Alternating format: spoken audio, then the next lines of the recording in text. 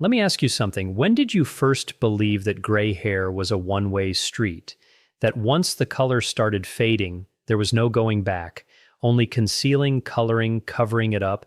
I want to challenge that belief today because the truth is, your hair follicle is not a museum piece, frozen and unchangeable. It's a living, breathing system, fed by blood vessels, powered by cells, and deeply responsive to what's happening inside your body. And when we look at the science of pigmentation, the biology of melanin, the enzymes that produce it, the nutrients that fuel that process, we find something remarkable. In some cases, graying isn't just about age, it's about deficiency. Today I'm going to tell you about one vitamin, one that many people over 60 are quietly running low on, and the emerging research suggesting that correcting that deficiency may do more than support your energy or your nerves. It may help restore something you thought was gone for good. So, before you reach for the dye bottle again, let's talk about what your body might actually be trying to tell you. Let me tell you about a woman named Eleanor.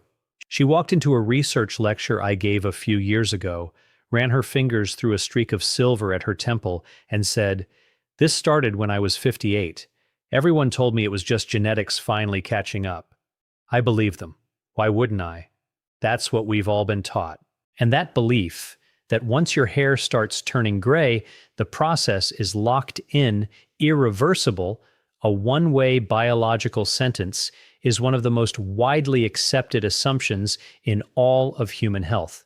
We treat it the way we treat a sunset. Once it happens, it happens. There's no going back. So we color it, we cover it, we make peace with it, or we simply accept it as the price of getting older.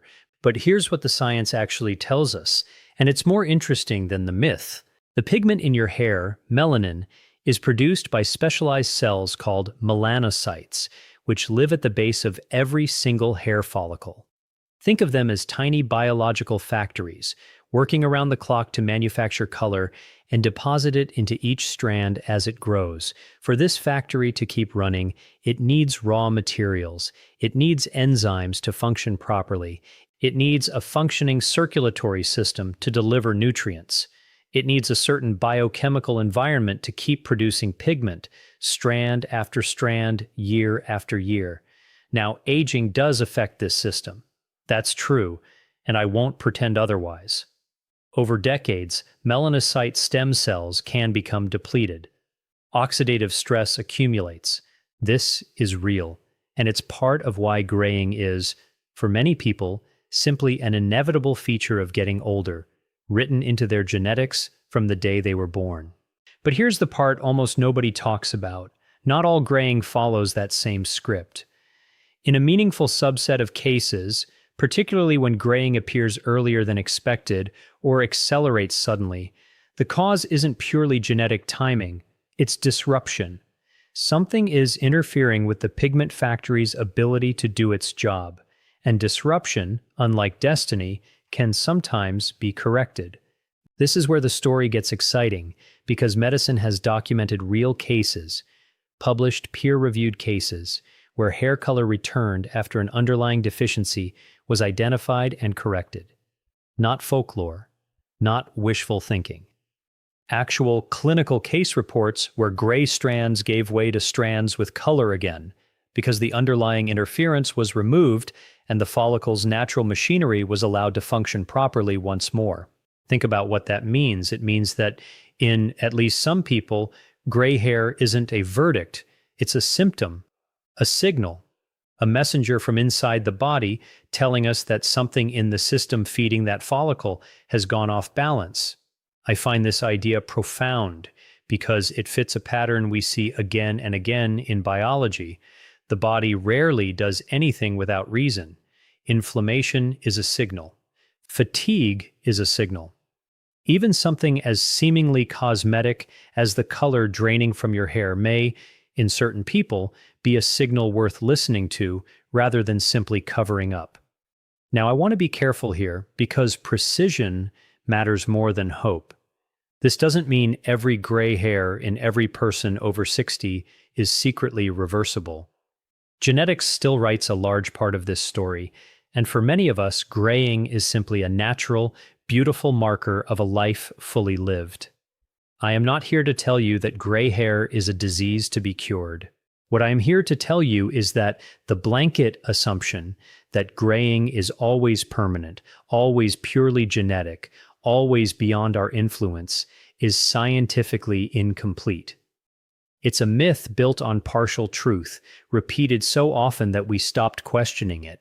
And once you understand that the follicle is not a fixed, unchangeable structure, but a living system that depends on nutrients, enzymes, and internal balance to do its job, you start to see gray hair differently, not as an ending, not as a closed door, but as a question your body might be asking you, one that, for some people, has a surprisingly answerable response.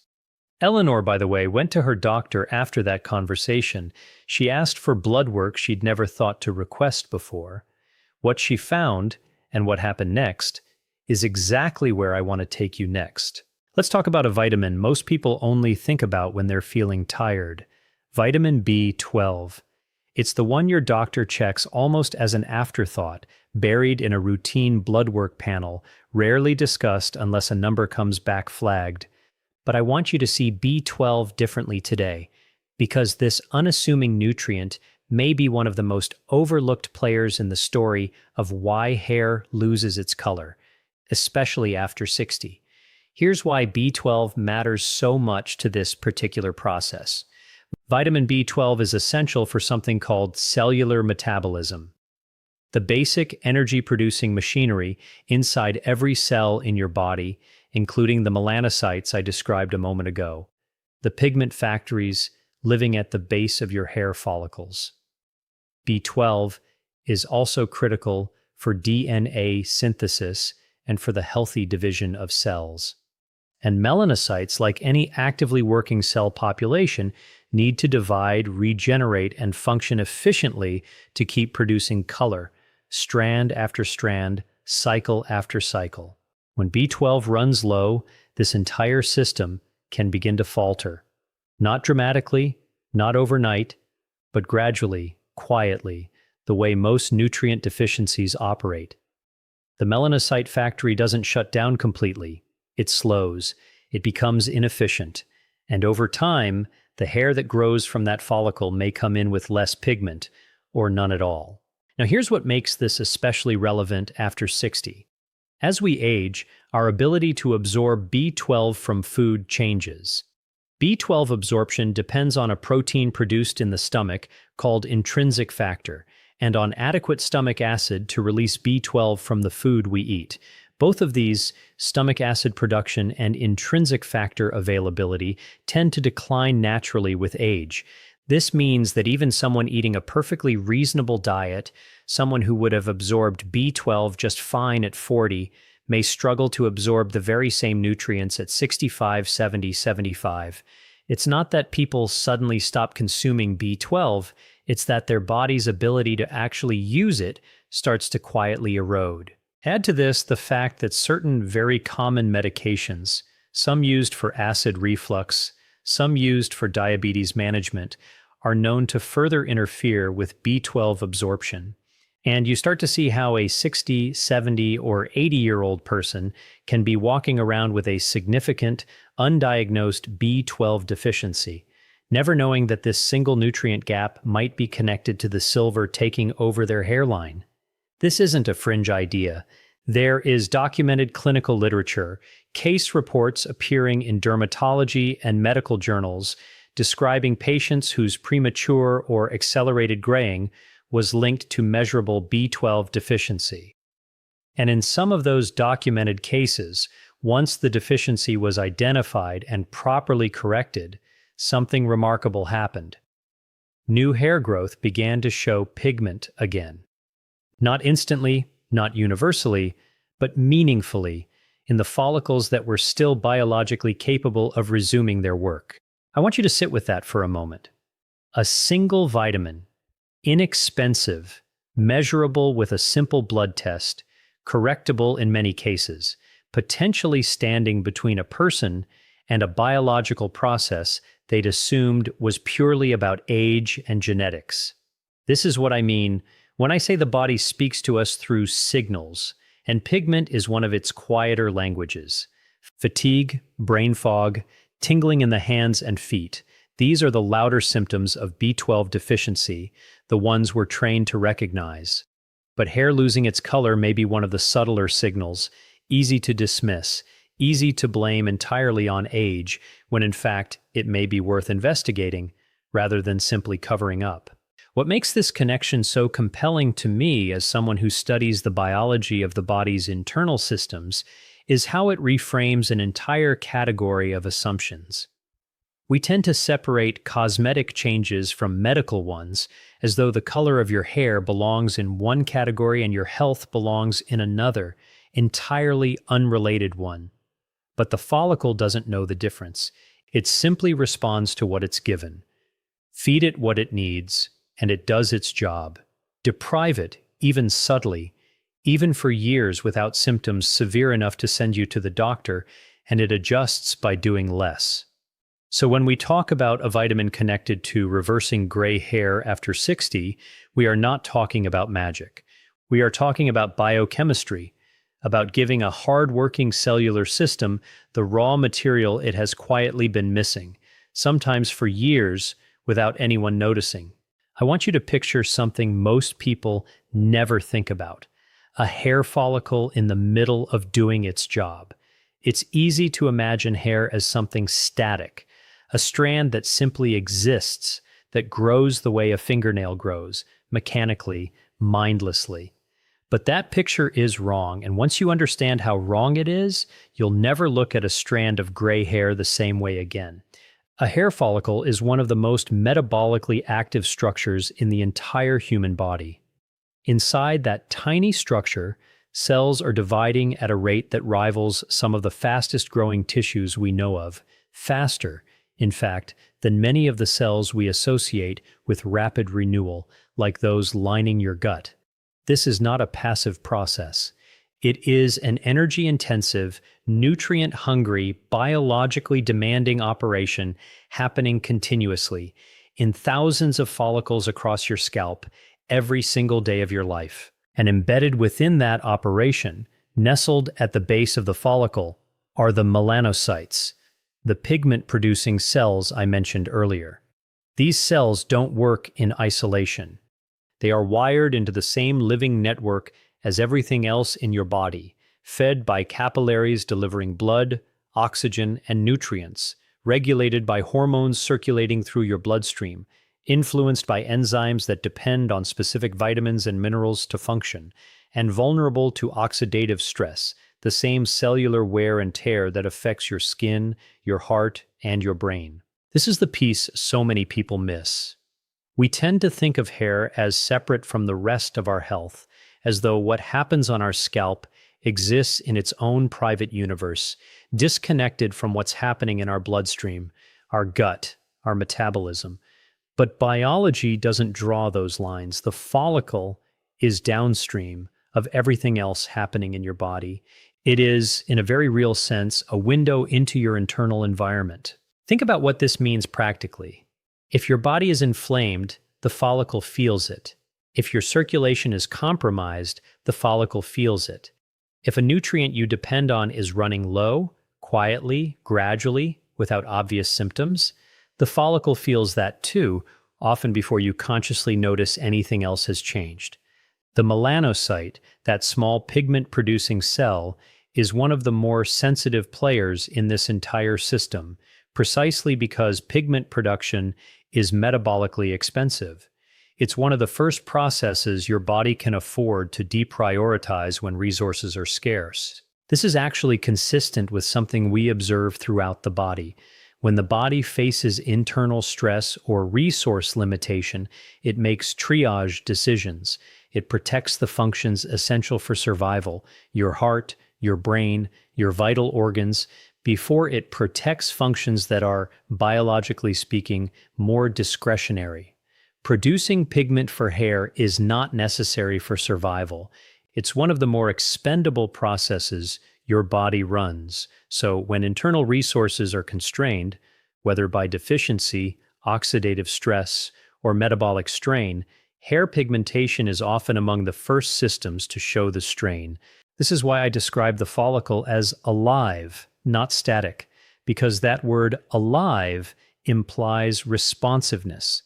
It implies the capacity to change based on internal conditions, not just to follow a fixed, predetermined script written entirely by your genes on the day you were born. Genetics absolutely sets the stage. It determines your baseline timeline, your predisposition, the age at which graying is likely to begin for you specifically. But within that genetic framework, there is room, sometimes significant room, for internal biochemistry to accelerate the process, or in some documented cases, to partially reverse it when the underlying disruption is identified and corrected. Once you internalize this idea, gray hair stops being something you simply inherited and start becoming something your body is actively doing in real time in response to your current internal state. That's a profound shift in perspective. It moves hair color from the category of fixed trait into the category of biological output, something generated continuously by living cells that are responding moment to the nutrients, the oxidative environment, and the biochemical signals available to them. And if hair pigmentation really is a living, nutrient-dependent output rather than a fixed trait, then it follows logically that supporting the biochemical environment those melanocytes depend on could, in the right circumstances, support their ability to keep doing their job, not through gimmicks, not through wishful thinking, through the same basic principle that governs every other tissue in your body: feed the cell what it needs, remove what's interfering with its function, and give it the conditions to do what it was designed to do. So let's talk about what this actually looks like in practice, because understanding the biology is only useful if it translates into something you can actually do. The first step, and I cannot stress this enough, is testing rather than guessing. So many people see gray hair appearing and immediately reach for a bottle of supplements off a shelf, hoping something in that bottle will fix what they don't yet understand. But you cannot correct a deficiency you haven't confirmed. If B12 truly is playing a role in your particular situation, a simple blood test can measure your levels directly. This isn't expensive, it isn't complicated, and it removes the guesswork entirely. You deserve to know what's actually happening inside your body before you start trying to change it. For some people, that test will come back normal, and that's valuable information too. It tells you that your graying is likely following its natural genetic timeline and that no amount of supplementation is going to alter that particular story. I say this not to discourage you, but because I respect you too much to promise something biology can't deliver. But for others, and clinical literature suggests this group is larger than most people assume, particularly among adults over $60, that test will reveal a deficiency they never knew they had. And that's where things get interesting. If a deficiency is identified, correction becomes straightforward, but it has to be done properly.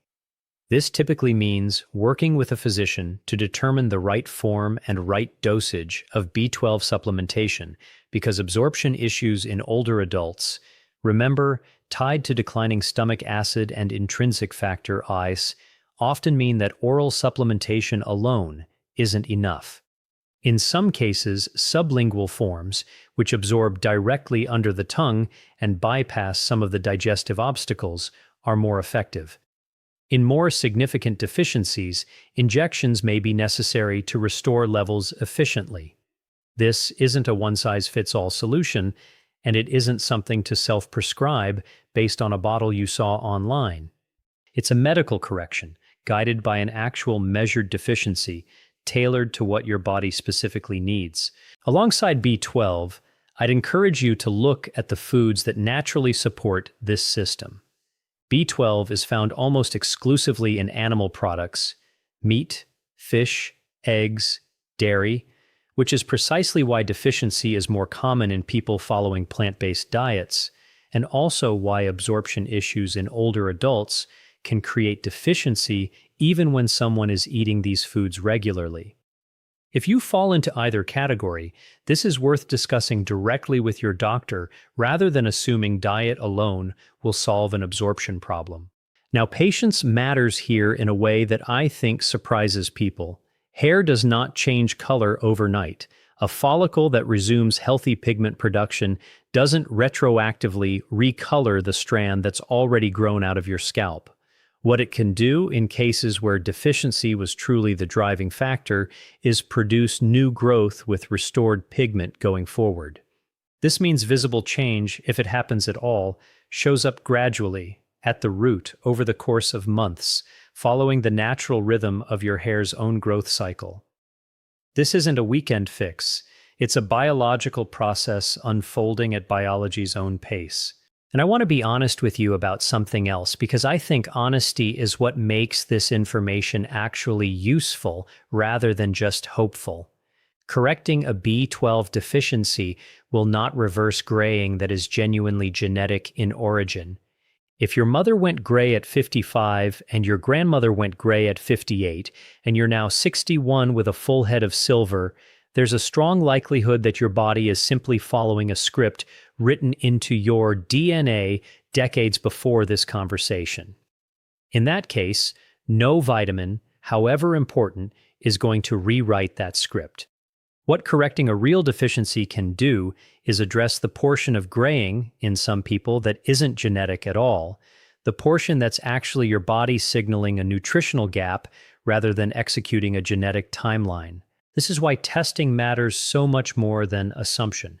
It's the difference between chasing a result that biology simply cannot give you and identifying a genuine correctable gap that's been quietly at work, sometimes for years, without your awareness. Either way, you walk away from that blood test with more information about your own body than you had before, and in medicine, in biology, in understanding yourself, that information is never wasted, regardless of what the number reveals. Let me leave you with this. Eleanor, the woman I mentioned at the start of this talk, got her blood work done. Her B12 levels came back low enough that her doctor was surprised it hadn't been caught sooner. She started treatment, the proper way, under medical guidance. 8 months later, at her next haircut, her stylist paused mid-cut and said, "Eleanor, look at your roots." New growth, coming in with color again. Not all of it, not a miracle, but enough to prove that her body had been trying to tell her something all along and no one had been listening. That's really what this talk has been about. Not a magic vitamin, not a promise that everyone in this room will walk out with the hair color of their 20s. It's about something bigger than hair. It's about learning to listen to your body again. Gray hair, fatigue, brain fog, that vague sense of just not feeling like yourself. These aren't things to simply accept as getting older. Sometimes they're signals, quiet, patient, easy to ignore signals, asking you to look a little closer. So before you reach for the dye bottle out of habit, reach for a blood test out of curiosity instead. Ask the question. Get the number. Give your body the chance to tell you its story rather than assuming you already know how it ends. Your follicles are alive. Your body is listening. The only question is whether you're willing to listen back. If this talk gave you something to think about, I'd love for you to share it with someone in your life who's been told their gray hair is simply just age. Leave a comment below and tell me, have you ever had your B12 levels checked? And if you found value in this, hit subscribe because we're just getting started uncovering what your body has been trying to tell you all along.